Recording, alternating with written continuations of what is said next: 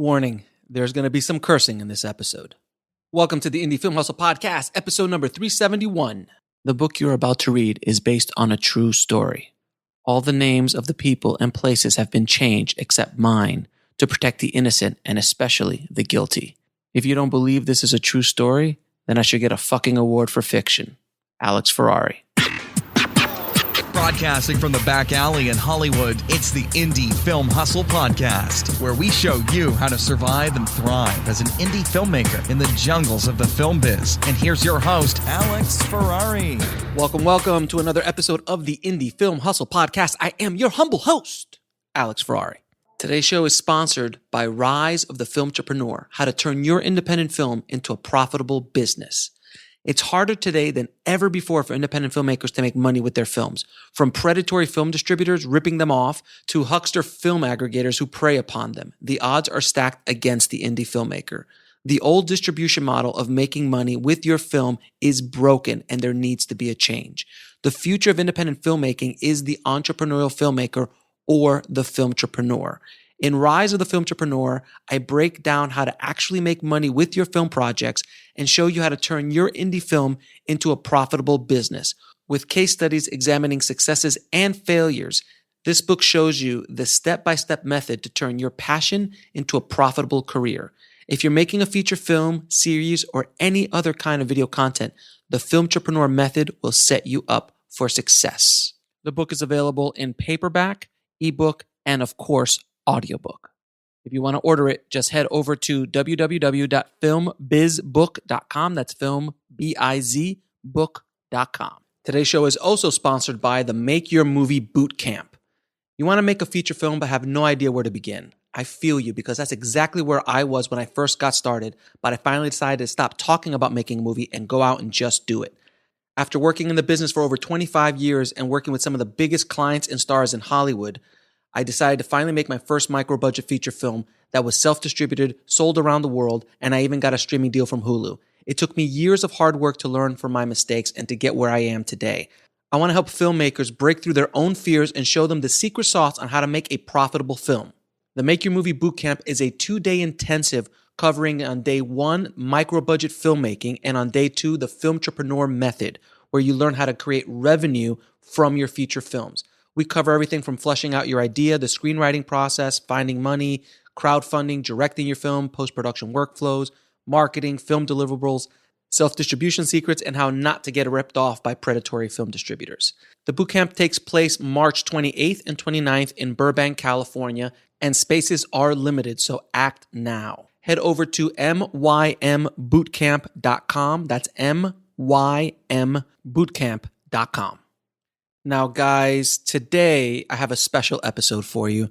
I know one of the biggest gripes I've been hearing from the Indie Film Hustle Tribe since I released my first book, Shooting for the Mob, back in March of last year was the question I got asked everywhere: when is the audiobook coming out for Shooting for the Mob? And as I told you many times on the podcast before, it was extremely difficult for me to do that audiobook because I had to kind of go back in to this book, which was extremely painful and emotional for me, and act out some of these parts. So I play the gangster Jimmy who terrified me and tortured me for almost a year while I was trying to make this movie. And I had to go back into that place again, the same place I was when I wrote it. But I finally just muscled through it and it is done. And as a special gift for your patience, I am releasing not only the first 4 chapters, but also the foreword and the intro for the book in this episode. Now, at the end of the episode, if you want to buy the book, I'm going to show you a little trick on how to download the audiobook for free, but that will be at the end of the episode. So without any further ado, please enjoy your sneak peek into Shooting for the Mob. IFH Books presents Shooting for the Mob by Alex Ferrari, read by the author, Alex Ferrari. Truth is stranger than fiction. No phrase better captures the story that you're about to read, which, by the way, is based on true events. As unbelievable as it may sound, it has taken me 17 years to find the courage to go back to the darkest time in my life and write this book. Many of us in the film industry chase our dreams relentlessly. We take chances that we shouldn't, get into situations that are sometimes reckless, and let ourselves be taken advantage of just for the chance of making our dreams come true. Whether that dream be writing, directing, or any art form, we all, at one point or another, allow our ego to lead our decision making. You do need to have a dash of crazy in you to follow your dream. And that's what it takes: hustle, determination, and patience. All the greats who made it happen for themselves were crazy. But the one thing that you can't do is abandon yourself, your morals, or your common sense in the pursuit of that dream. You cannot allow your ego to take control of the steering wheel. For almost a year of my life, I was trapped in a situation I couldn't escape. I feared for my life almost on a daily basis. I had no idea whether Jimmy, the egomaniacal and bipolar gangster who hired me to direct his life story, would one day clock me over the head and throw me in a ditch somewhere. The amount of stress and pressure that I was under was incalculable. Yet, I did not leave because, like any good con man, Jimmy was a master of dangling the golden carrot, and dangle that carrot he did. I was flown to Hollywood many times to meet some of the biggest movie stars on the planet, as well as billion-dollar producers and even the heads of Hollywood's biggest studios and talent agencies. I even got the chance to meet Batman. Yes, that Batman. You have to remember that I was a 26-year-old kid, as green as they came. I had no idea how to handle anything that was happening to me. Every time I would meet a movie star or a producer, I would say to myself, just hang in there a little bit longer. Just eat a little bit more shit, and you'll get your dream. You'll get to your goal, Alex. And by listening to that logic, I woke up one day and a year of my life was gone. I hope my story gives someone courage to leave a bad situation no matter how deep they might be in. Now, this story is not all doom and gloom. It's hilarious, ridiculous, and truly unbelievable. Many of you will not believe parts of this story, but that's okay. It really happened. As Oscar Wilde said so beautifully, when the gods want to punish us, they answer our prayers. Over the years, many people have asked me if I would change anything if I had the opportunity not to go through this part of my life. My answer is always no. This experience made me who I am today. The main reason I decided to write this book was to create an account of one of the craziest Hollywood stories I've ever heard. I want to tell a story that would become an allegory of what not to do when chasing your dreams in Hollywood, or chasing your dreams, period. So, if this book helps just one person avoid pain, fear, and crushing disappointment in the pursuit of chasing their dreams, it would all be worth it, as cliche as that might sound. When you chase your dream, whether it be in the film industry, writing songs, or opening up a business, you will be tested in ways you cannot comprehend now. That's the universe testing you to see if you really want it, if you're worthy of it. How you react to those challenges will determine if you achieve your dreams or not. I made very poor decisions when that test came to me in the form of Jimmy the gangster. Those bad decisions are what make up most of this story. I truly hope my misadventures in Hollywood do not only entertain you, but also help you along your path towards your dream. We all have turning points in our lives. For some, they happen early. For others, they happen late. Some moments are painful, exciting, dramatic, fun, or life-altering. But there are always life experiences that define who you are. And mine happened 17 years ago when I was a young and green filmmaker looking for my big break. This is what happened. Forward. This movie's not about me. It's about redemption. Jimmy. How far will somebody go to fulfill their dream of becoming a film director and making their first feature film? Every person you ask will have a different answer, but I doubt that many could follow the path that Alex walked. He made a pact with the devil and sold his soul in order to fulfill his dream. What you are about to read follows the curious case of Alex Ferrari, a young aspiring director who undertakes an adventure in filmmaking like no other. And let me assure you, it's all true.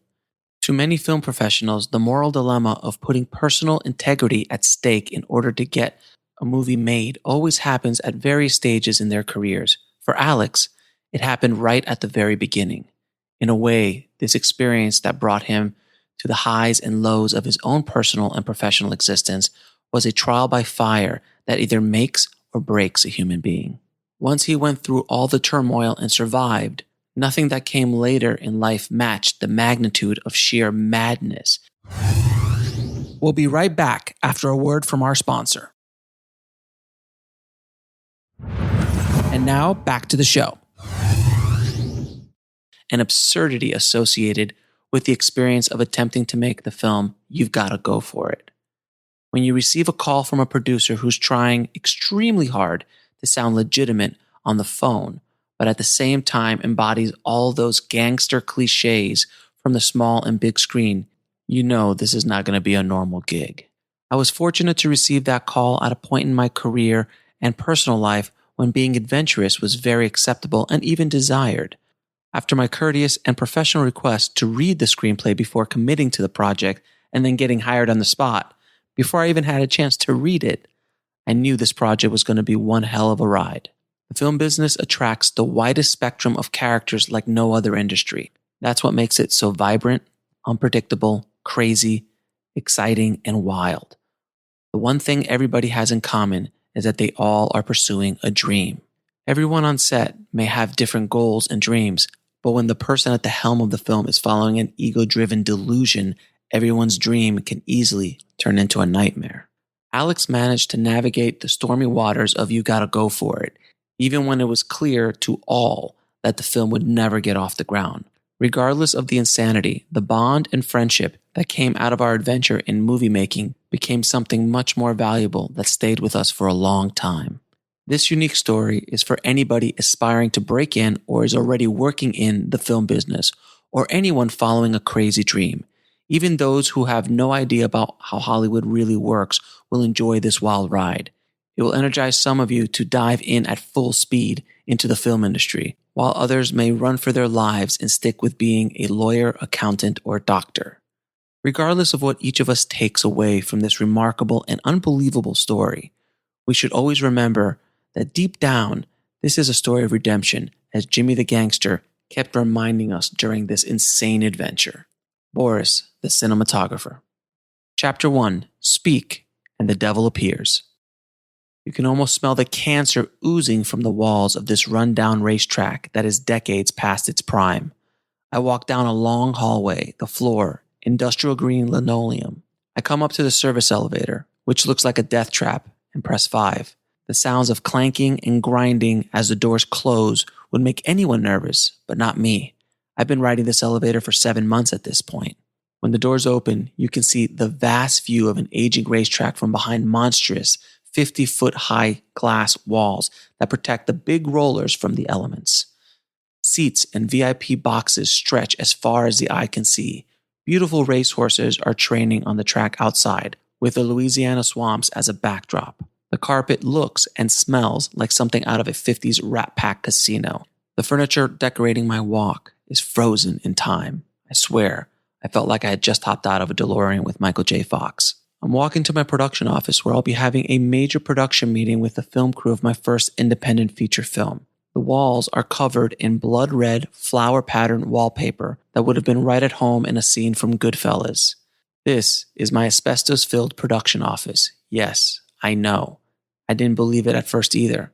Generally speaking, $20 million feature films with major movie stars attached don't have their production offices built out in a broken-down racetrack with alligators lurking on the outskirts of the fence, but it'll all make sense very soon. My crew are all sitting around old pushed-together cocktail tables. This is our version of a conference room. I say hello to my entire team, the director of photography, production designer, first assistant director, costumes, locations, PAs, and the entire gang from the second floor. This is a big day. We've been working towards production getting started on this film for over 7 months. I sit at one end of the tables, and on the other end sits the producer, Jimmy, a middle-aged, overweight man who looks like he came out of central casting of a Scorsese film. He's dressed in a red silk shirt and black dress pants. The thick gold chains around his neck shine in the lights. He is unshaven and smoking a cigar. Jimmy is not only the producer, but he's also the subject of our independent film. More on that later. As I sit down, Jimmy says in his deep, cigar-smoking voice, "Our fearless leader has finally arrived." "It's your world, Jimmy. I'm just a squirrel looking for a nut," I replied. The gang only gives a nervous giggle until Jimmy burst out in hysterics. Then the rest of the crew has the freedom to laugh. I begin to run the production meeting. I speak to each department, answer questions, make decisions, and the meeting is going fantastic. My confidence is filling the room. I'm doing what I was meant to do, being a feature film director. Jimmy is just sitting back and watching. He has been chasing his dream of making this film for over 15 years, and this is his first real production meeting. I give all the department heads marching orders for the day, and I stand up and say, "Let's have a great first day of pre-production, everyone, and make a great film for Jimmy." The crew claps before getting up and going on with their day. As I stand up, Jimmy pulls me aside and whispers in my ear, "You did good today, kid." Really took control of the room. Still flying high from the meeting, I said, "Thanks, Jimmy. It really felt good to finally get this film going." He moves a bit closer to my ear, and with a dangerous tone, he says, "Just remember who the real captain of this ship is." He places his heavy meat hook hands on the area between my shoulder and neck and squeezes so tightly I think my eyes are going to pop out of my head. He says, "I can always crack your skull with a shovel, throw you in a ditch somewhere, and straighten you out for good. I'm the captain of this ship. Don't forget that."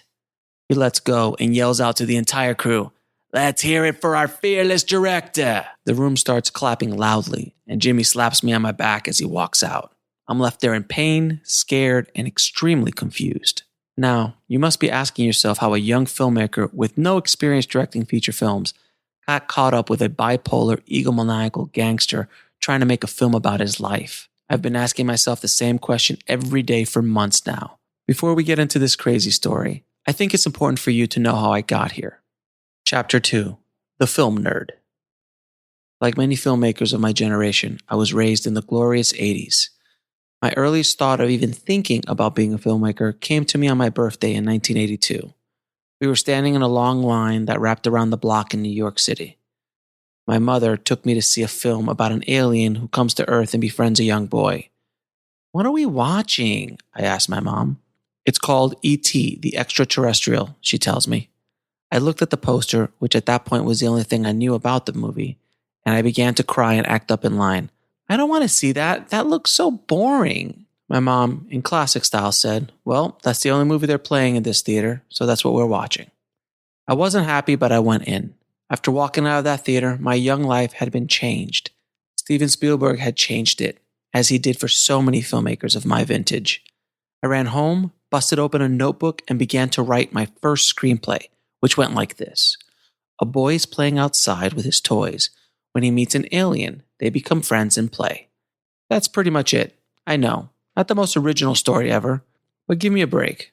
I was in second grade with no formal screenwriting education. In 1982, there wasn't the same wealth of knowledge available now, or even the awareness of filmmaking as a career, at least not in my corner of the world. From that day on, all I did was consume as many films and television shows as I could, watching on the small black and white television I had in my room. Video City. Filmmaking didn't really pop into my head until I was in 8th grade. As a young and entrepreneurial man, I was looking for a job, but being 15 was a major roadblock to actually getting employment. I walked by a video store that we always rented our movies from and walked in. I asked to speak to the owner and offered myself as a willing and hardworking employee. The owner took a liking to me and let me wash the windows and dust the shelves twice a week. Within a year, I was the manager of the store. Trust me, telling 20-somethings what to do when you're 15 is pretty cool. At the video store, I had access to film history. I would watch 3-4 movies a day. I always had a movie playing in the back of the store during working hours. Almost every night at home was a movie marathon. You have to remember that this was the first time in history that filmmakers could actually study films again and again. Before VHS and video stores, filmmakers would have to wait for films to come back and re-release in the movie theater, and even then, they couldn't stop, rewind, and analyze the scene again and again as they could with the miraculous technology of VHS. During my high school years, I had a steady diet of Hollywood blockbusters, foreign films, and classic cinema. Then one day, my grandfather gave me a Hi-8 camera as a birthday gift. I had no idea what to do with it, but I knew I loved it. I started playing around with it. I made short, funny films for friends in the neighborhood. After a few films, I had standing room only screenings at my house. Editing was a challenge, so I taught myself the craft by using 2 VCRs. This was purely instinctual. I had yet to even read a book about filmmaking. I was teaching myself how to combine images to tell a story. This would be an omen on how I would work my way up in the film industry years later. By the time my senior year was ending, people, including my parents, we'll be right back after a word from our sponsor. And now, back to the show. Wanted to know what I was going to do with the rest of my life. As I sat in my room, surrounded by hundreds, if not thousands of VHS tapes and Criterion Collection Laserdiscs. By the way, Criterion was the only way I could get those precious director commentaries I love so much. So I said to myself, I seem to love movies, so I guess I'm going to be a film director. And just like that, I began my journey as a filmmaker. Little did I know what a journey it would be. Film school. So, now that I knew I wanted to be a filmmaker, I had to figure out what the next step would be. My mother said, well, let's look for a film school. I was kind of blown away, as I really didn't think I could ever go to a school where they actually taught you how to become a director. We found a technical school in Orlando called Full Sail. There I would learn many of the basics of filmmaking, how to wrap a cable properly, and how to make a good cup of coffee during your first couple of jobs as a PA. I kid. I did learn a ton from film school. The one major problem was that I went to school in the mid-90s. The film industry was going through the beginning of a major technological shift from celluloid film to digital media. Much of what I learned in school was completely out of date by the time I got into the workforce. But I still knew how to wrap a cable and make a killer cup of coffee. Tuition well spent, I say. While at school, I continued to watch films and expose myself to the new generation of filmmakers that were making some noise in the film business. I remember watching Pulp Fiction for the first time in the theater and having my mind blown. It seemed that every day there was a new filmmaking success story that you could dream about. There was Kevin Smith with Clerks, Quentin Tarantino with Reservoir Dogs, Steven Soderbergh with Sex, Lies, and Videotape, John Singleton with Boys in the Hood, Richard Linklater with Slacker, and of course, Robert Rodriguez with El Mariachi. Robert's story was always special to me. A Latino filmmaker makes a kick-ass action film for $7,000 in Mexico, and gets a huge Hollywood deal from Columbia Pictures at the age of 23. As a Latino filmmaker myself, who was only a few years younger than Robert, his path was one that I felt that I could emulate to get where I wanted to go. Trust me, I wasn't the only filmmaker who thought this way about Robert's filmmaking journey. One day I found a rogue phone in the school that allowed you to call long distance. I abused that phone, but that's another story. I had the idea to call Robert up to see if I could get a job. I rang up Columbia Pictures and asked for the office of Robert Rodriguez. The operator connected me right away. I couldn't believe it. Holy crap, she was actually connecting me. Moments later, the line started ringing. I can't tell you how nervous I was. After a few rings, the voice message comes on, and it's Robert. You've reached the offices of Robert Rodriguez. Please leave me a message, and I'll get back to you as soon as I can. Thanks. Beep. I just started rambling about how much I loved his work, that I had followed him and his story for years, and that I read his amazing book, Rebel Without a Crew, 5 times. I think somewhere in there I asked for an internship. I kept rambling for a while before I hung up. Needless to say, I never heard back from Robert. And to be honest, I wouldn't have called that crazy kid back either. For my generation, Robert Rodriguez's magical rise in the film business was mythical. His story was the fuel that kept me going through the tough years I had ahead of me. Chapter 3. I'm in commercials now. After college, I landed an internship at one of the largest commercial production companies in my area. My boss, Barry, was an alumni of my old school. Never underestimate the power of nepotism within the film school alumni. My only payment was gas money, which was nice since I had to drive 1 hour each way on a daily basis. Friends of mine didn't understand why I would show up 5 days a week and sometimes on weekends for no pay. I told them I was going to show up every day until somebody gave me a job, no matter how long it took. I was still living at home during this time, so I could afford to make this bold stance. Also, never underestimate the power of living at home after college. It really allows you the ability to do crazy stuff like this. Thanks, Mom. After 4 months, my shot at the big time finally came. Barry gave his 2 weeks' notice, and the owner of the company, Stanley, literally said, "Who are we going to get to cover this job?" Well, that kid's been here for months. Let's give it to him. So my persistence paid off, and boy, did it ever. I was offered a full-time position at a salary of $23,000 a year. I was so grateful for the job and the money. My position was the head of the tape vault, which meant I edited together custom demo reels for commercial directors in the company. The time spent at the production company wasn't all peaches and cream. Stanley turned out to have a mighty bad temper. I have never seen that side of him before. He would yell and belittle his employees, crew members on his set, and anyone else who got in his way. It was my first introduction to an abusive boss. I swore to myself, when I was a director, I would never treat people like that. When people act like that, it's generally out of insecurity and fear, and understanding that helped me move forward on my filmmaking journey. I dealt with Stanley's abusive behavior, but mostly I just kept my head down and did my job. During my tenure at the company, I watched hundreds, if not thousands, of commercials studying techniques, styles, and executions. Anytime a director would be in the office, I would pick his or her brain. It was an awesome time. Then one day, Stanley, who was apparently on his medication that day, came in and kindly asked me to check out the new room that they had just built next door. I walked in, and there she was, a brand new Avid editing system. The system was running on a speedy Mac Quadrant 950 33 megahertz with 20 gigs of storage. She was beautiful. Then and there, I decided that I needed to learn this machine if I was going to be a director. For the next few months, with any free time I had, I would sit there and practice. I even paid to get certified by Avid as an editor. After about a year, I decided to leave my comfy job and venture out into the world of freelance editing. Crazy, I know. But that's what you do when you're 22. Luckily for me, it worked out. I became one of the most well-known and popular freelance editors in my area. We were still in the mid-90s, so money was flowing. My ego began to raise its ugly head, but more on that later. I was making mad money for a kid my age, and I was still living at home, and life was amazing. After a few years of editing, I decided it was time for me to make the jump into directing commercials. I was going to take the track that David Fincher, Michael Bay, and Spike Jonze took. I would become a killer commercial director, and then Hollywood would call. I had a good buddy who happened to work at the tape vault at Propaganda Films, the world's biggest production company at the time. He would send me demo reels of all of those guys. I would watch them again and again, studying every frame. They gave me the idea to put together my own commercial demo reel. I charged up my credit cards with $30,000 to shoot 5 commercials on 35mm film. Back then, digital was still in its infancy, and film was still the industry standard. If I wanted to be taken seriously by the big boys, I had to have a big boy demo reel. Since my ego was writing checks my knowledge and experience couldn't cash, the production was a bit of a shit show. I had a crew that had no business being on a professional set. My directors of photography, yes, there were 2 directors of photography, were corporate guys who had never really shot film. I hired them because they owned all the equipment and I could get a film camera cheap. A mistake that I would never make again.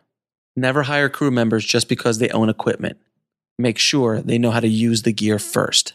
After that horrific shoot, I sent the film off to one of the best film labs in the country, who will remain nameless.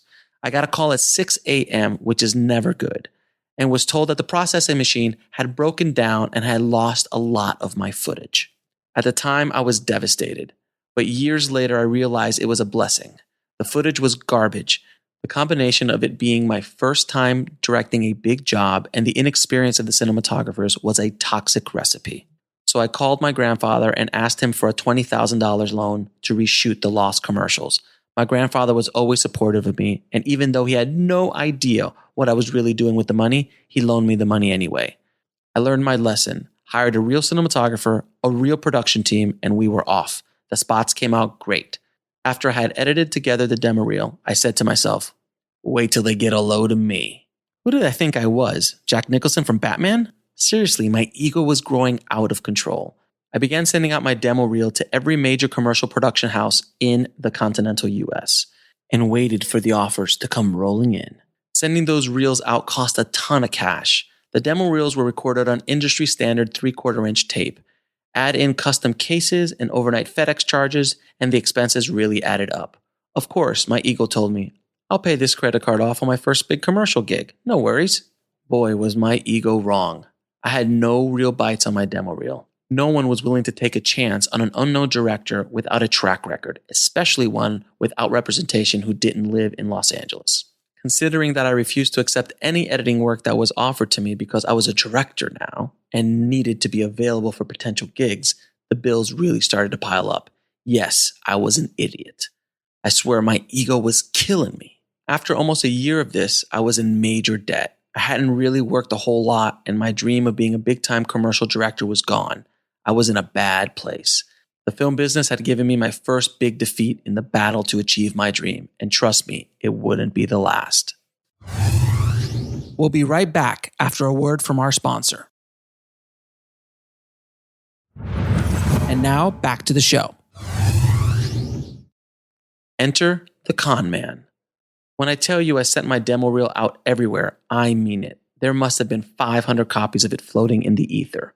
One of those reels fell into the hands of a local commercial producer, and I will use the term producer extremely lightly. His name was Francisco. He rang me up and told me that he had watched my demo reel and had some pro bono jobs for me to direct some charity commercials.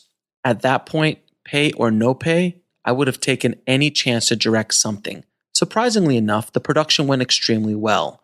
There was a budget, a real crew, and we even shot on 35mm film. I now had fresh commercials for my demo reel, and this gave me a boost to my morale. Francisco and I would shoot a few more projects together. I started getting calls to direct commercials, not big-time stuff, but it was work. I even got a few jobs from my old production company I had gotten my start with. Things were looking up, and life seemed to be going well. I wasn't where I wanted to be yet, but I was on my way. Then one day, I got a call from Francisco. How would you like to direct a $20 million feature film about the mob? I was excited, but extremely skeptical of the offer.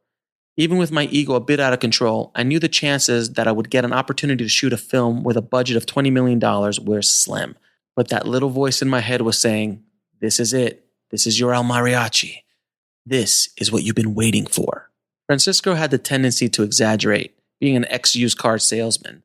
Bad habits are hard to break, but I humored him. There's this ex-mobster who's looking for a director to make a film about his life in the mob. He's a real dude, spent time in prison and everything. He wants to use a local director because he doesn't trust any of those Hollywood thieves, as he puts it. Francisco said he would set up a meeting at the production house where we were doing color grading on our latest commercial. I agreed to meet him, but I really didn't think it would go anywhere. I had had so many meetings like this in the past, so much BS, so many producers who talk the talk but never walk the walk. Even the few years I had been in the game, I had learned that much, or so I thought. Chapter 4. Meeting the Devil. It was the next day, and I was supervising a color grading session in the big post house downtown. Francisco burst through the doors. He's here, he's here. Who's here? I asked. That producer I was telling you about, he said. He's hanging out front by the client bar. I just showed him your demo reel in the screening room, and he wants to talk. I reluctantly got up and followed him out. There, in the distance, sat a middle-aged, overweight gangster who looked like he'd just walked out of a Las Vegas casino in the 60s. He was dressed in a gold silk shirt and black dress pants.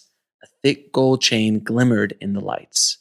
He was unshaven and smoking a cigar. I said to myself, this can't be real. But oh, it was.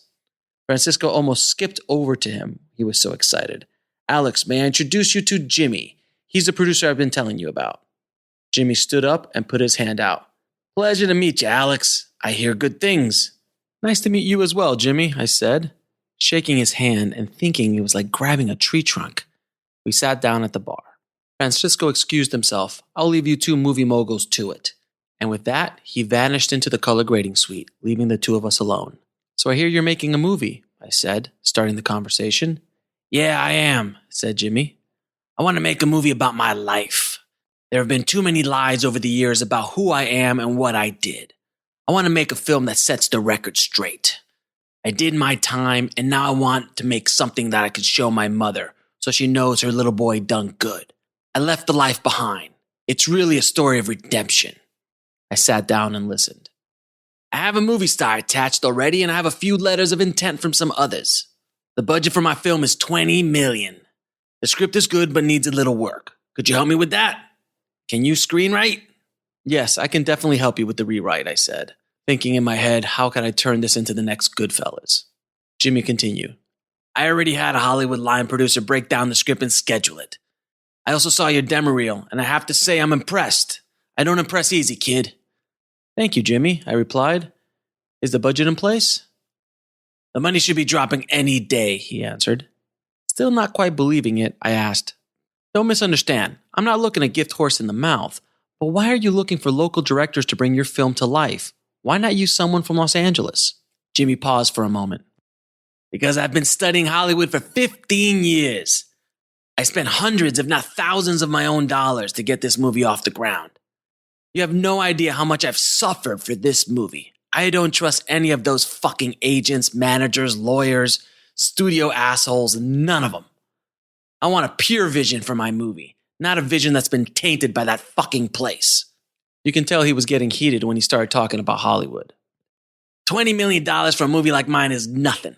I can get that kind of money tomorrow if I wanted to. But Hollywood wants stars, A-list directors, and writers. Fucking guys. They have no idea. Let me ask you something, kid. What kind of director are you? I paused a moment to really absorb the question. I'm a storyteller, Jimmy. I tell stories. Stories is the most important thing. Not the stars, not the camera, not the sets. It's all about the story. Good answer, he said. I'm meeting with some other directors later today. If you get the gig, I'll call you in the next few days. I thanked him and went back to my color grading session. I didn't really think much of it. I'd had a ton of meetings like that over the years, though never with someone as colorful as Jimmy. Those meetings never panned out, so I didn't think this would be any different, especially from a guy like Jimmy. Boy, was I wrong. Meet me at my office. I'm sitting in my apartment, editing some footage on my home editing system when my phone rings. Hey, kid, can you come and meet me at my office? Who's this? It's Jimmy, he laughs. Don't bust my balls, kid. Can you come? I was willing to see how this played out. Yeah, sure. Where is it? Susie's Diner on 5th and Castro. I'll be there in the back booth, 12 p.m. See you soon. He hangs up the phone. A diner? My curiosity got the best of me, so I headed over. I walked into this diner, which was obviously built in the 70s. The smell of burnt oil with a dash of maple syrup filled the air. Jimmy was sitting in the back next to a gentleman I didn't know. Thanks for coming, kid. This is my office manager, Richard. I shook his hand and had a seat in the sticky booth. There were papers all over the table. You could tell that he'd been there for a while. Doris, the waitress, walks up. Does your friend want something to drink, Jimmy? A glass of water would be great. Jimmy almost looked insulted. Order whatever you want, kid. Doris will take good care of you. You know what? Bring him a BLT and make it 2. Richard, you want one? Before Richard could answer, Jimmy said, Yeah, just make it 3 BLTs, Doris. Thanks, sweetie. Glad you called, Jimmy. Sorry we had to meet here, he said. I'm in between offices at the moment. So look, I've decided to give you the gig. Do you want to direct my movie or what? I was a bit stunned. Could this really be happening? Yes, I would be honored to tell your story. That's why I picked you. Because you told me you were a storyteller. And that's what this movie needs. A real storyteller. The name of the movie is You Gotta Go For It. Jimmy pulled out a copy of the script and smacked it on the table. Here you go. This script cost me hundreds of thousands of dollars. Read it. Let me know what you think and what you can do to make it better. I picked it up and started flipping through the pages. Jimmy had mentioned that he had 2 major stars attached to the film, Oscar-winning actor William Hurt and a young and sober Robert Downey Jr. Jimmy loved the film Heart and Soul, which Downey starred in, and Jimmy said that he was the only one that could play him. Robert was coming off the worst time in his career, and Jimmy said, I wanted to give the kid a shot at redemption, like me. Once you read it, you'll understand where I've been, what I've done, and the price I've paid. It's really a story of redemption. It has a Count of Monte Cristo feeling to it. That sounds amazing, Jimmy. I can't wait to read it, I said, putting the script aside to concentrate on what he was saying. Now, kid, I've already talked to the bonding company about you, and in order for them to bond you as a director on this film, they need to see how you direct a scene or 2. I fought them on this. I told them I had all the confidence in the world that you could do the job. But what can I do? So we need to shoot a sizzle reel, kind of like a trailer with a few scenes from the script to show them that you have the goods. I can offer $2,000 for the budget of the reel. Can you match that? I didn't hesitate. Sure, I can do that. Think that I had no savings and was barely getting myself out of debt, but I still had credit cards. This was my shot. I had to take it, right? Perfect. I knew I picked the right guy for the job. I have access to this great racetrack on the other side of the hill. It looks great. Perfect for shooting a few scenes. The owner owes me a favor, so we'll have full run of the place. Do you have a line producer that can help us put this thing together? Sure, Francisco can help. Francisco, do you think he's up to it? Yeah, he's produced a bunch of commercials with me. If you vouch for him, I'm good with it. For some reason, when he said that, I got a bit nervous. Jimmy pulled out a box from underneath the counter. I had these made up for you, kid, he said, handing me a stack of business cards with my name on it and the name of the film printed on them. We'll be right back after a word from our sponsor. And now, back to the show. You gotta go for it. Director, Alex Ferrari. Now it's official. You're part of the family, kid. Go home, read the script, and let me know what you think. Thank you, Jimmy. Thank you for this opportunity. I won't let you down. We stood up, and Jimmy shook my hand, but the grip was tighter this time. He looked me in the eye. I know you won't, kid. Doris came over with the BLTs. Make one of those to go, Doris. My friend here has got some work to do. Just as I was getting up from the booth, another gentleman, looking like a poor man's Joe Pesci, walked into the diner and headed over to Jimmy's table. I see you later, kid. My 12:30 is here. Dazed and confused, I walked out of the diner to my car. Did I just get hired to direct a $20 million film about a mobster? Am I going to direct the next Goodfellas? Is this the moment I've been waiting for all of my life? All I knew was I had a script to read and a shoot to prep for. I ran home, sat down, and started to read the script. Jimmy's story was fascinating, but to be honest, the script needed a ton of work. I felt that I could make something really special out of it. Had I ever written a screenplay before? No, not really. Just some stuff in college, but my ego assured me I could handle a complete rewrite of this screenplay. When you want to believe something so badly, it makes it easy for people to take advantage of you. I didn't know where this was heading, but the one thing I knew was I had just strapped myself into a roller coaster and I had no idea what was going to happen next. To be honest, that's what made it exciting and terrifying all at the same time. Oh, I know it was starting to get good, but now if you want to listen to the rest of the story, just head over to shootingforthemob.com. And that's shooting with 2 O's, shootingforthemob.com. And guys, if you want to get this book for free from Audible and you don't have an account with Audible, you can sign up for a free trial. And then within those 30 days, you can cancel the subscription or stay on it. I'm on it. I'm addicted to that service myself, but this way you can get the book for free. And I know a lot of you out there will say, but Alex, I want to support you. Don't worry. By doing this, you actually help me even more and support the show even more because I will get a commission from Audible for you signing up for free. And I'll also get paid for the book that you buy or download for free as well. So I get paid twice because I am the film entrepreneur. So this is a good way to support me, support the show, and support what we're doing at Indie Film Hustle. So I truly appreciate it. But you can get all that. You can go directly to the link at shootingforthemob.com. If you want to just go directly to the Audible link, just go to freefilmbook.com there. But I really hope you enjoyed this sneak peek of Shooting for the Mob. Like I've said before, it was a very important book for me to write and story to tell. And I am so glad I can finally get it out to the world in audio form because you guys listen to my voice all the time.